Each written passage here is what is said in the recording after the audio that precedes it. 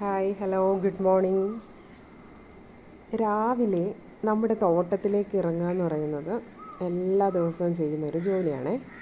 ഞാനല്ല, നമ്മുടെ വീട്ടിലെ എല്ലാ പേരും അങ്ങനെ തന്നെയാണ്.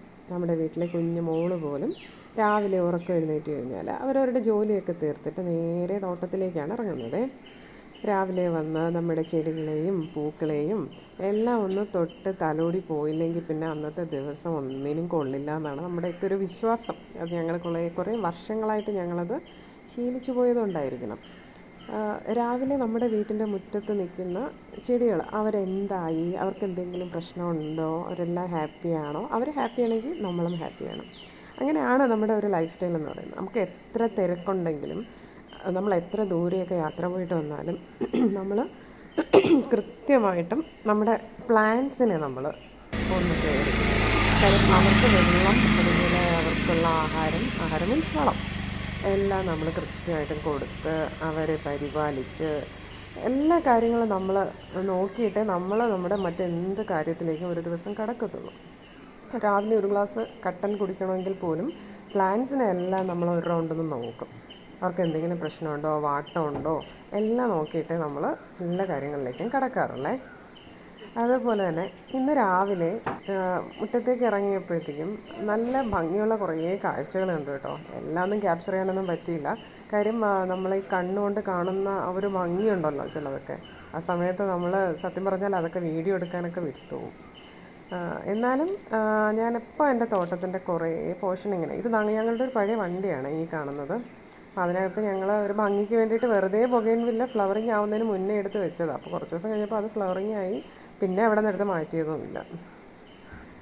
പിന്നെ കുറേ പ്ലാന്റ്സ് അവിടെ ഇങ്ങനെ ഒളിച്ചൊക്കെ നിൽപ്പുണ്ട് കേട്ടോ. കാട്ടിൻ്റെ ഇടയിലായിട്ടൊക്കെ ഒളിച്ച് നിൽപ്പുണ്ട്. അവരിങ്ങനെ ഇടയ്ക്കിടയ്ക്ക് ക്യാമറയൊക്കെ കൊണ്ടുപോയി നോക്കി അവരെയൊക്കെ ഒന്ന് വിലയിരുത്താറുണ്ട് ഇടയ്ക്കൊക്കെ. നമ്മളിവിടെ ഈ വെജിറ്റബിൾസ് മാത്രമല്ല കേട്ടോ, കുറച്ച് ഓർണമെൻ്റൽ പ്ലാന്റ്സും കൂടിയൊക്കെ സെറ്റ് ചെയ്തിട്ടുണ്ട്. അപ്പോൾ എല്ലാവരും കൂടി ചേർന്ന് ഒരു കമ്പനി ആയിട്ടാണ് നിൽക്കുന്നത്.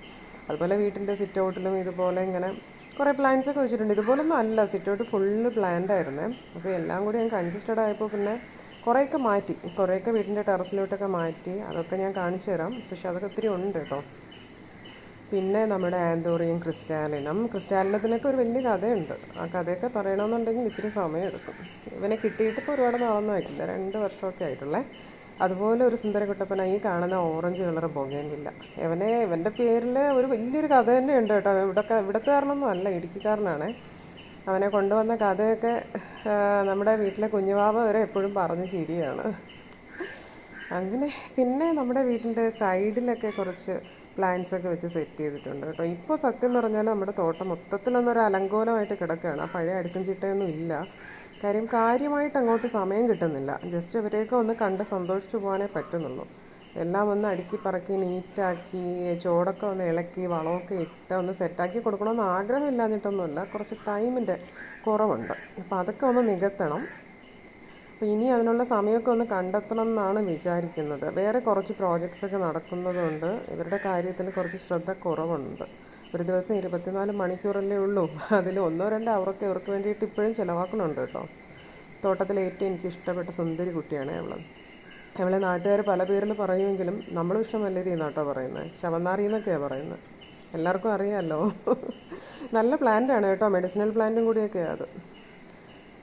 പിന്നെ ഈ പ്ലാന്റ് ഉണ്ടല്ലോ, ഇത് നമ്മളെ ഒരുപാട് വട്ടം പിഴുത് കളഞ്ഞ് എന്തോ ഒരു സൺഫ്ലവറോ അങ്ങനെ എന്തോ ഒരു പേരുണ്ട് അതിന്, എന്തോ സൺഫ്ലവർ എന്നാണ് പറയുന്നത്. പിന്നെ ക്യാനിൽ കുറച്ച് ഇതൊക്കെ വെച്ചിട്ടുണ്ട് നമ്മൾ.